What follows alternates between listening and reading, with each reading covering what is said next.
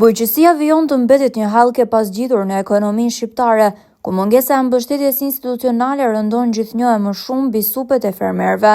Fermeri nga Lushnja, Armend Cjapi, shpreh se viti 2025 ka qenë ndër më të vështirët për sektorin për shkak të mungesës së tregut dhe çmimeve nën kosto, që kanë futur shumë fermerë në borxhe dhe pasiguri ekonomike.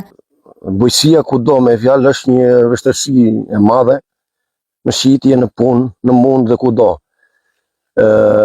Shpresojmë se kjo kulturë që iku shumë e dobët për ne fermerët, shpresojmë që këtë radhë diçka ndriçoj për neve. Pasi ju keni mbjell 6 dylym speca në sera për tregti. Çdo njeri ikën me një shpresë, si çdo fermer, edhe unë, ikën me një shpresë sa më mirë. Shpresoj me qenë që është muaj dimrit dhe në muajin e dimrit serat kanë më shumë vështirësi. Shpresoj që të jetë një sukses për neve.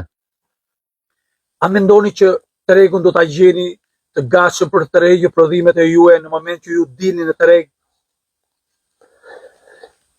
Shpresoj që ta gjejmë, se ne më shumë na mbysin prodhimet e huaja.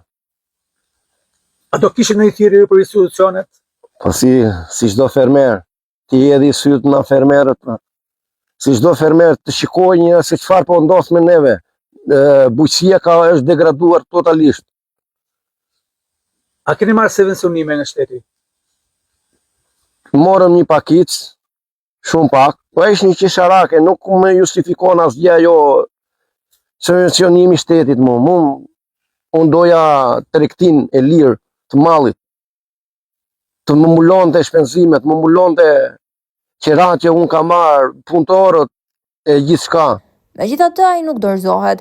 Në serën e tij me sipërfaqe 6 dynym të mbjella me speca, tashmë është në prag të vjeljes së parë për vitin 2026 me një prodhim që synon eksportin.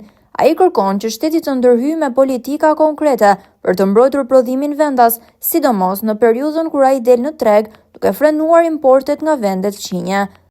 Në fund, Armend Cjapi përcjell një urim për të gjithë fermerët shqiptar. Uroj që 2026 të jetë një vit më i mbar për bujqësinë dhe punën tonë të ndershme. Ju uroj gjithë fermerët kudo që ndodhe, gëzuar dhe një vit i mbar.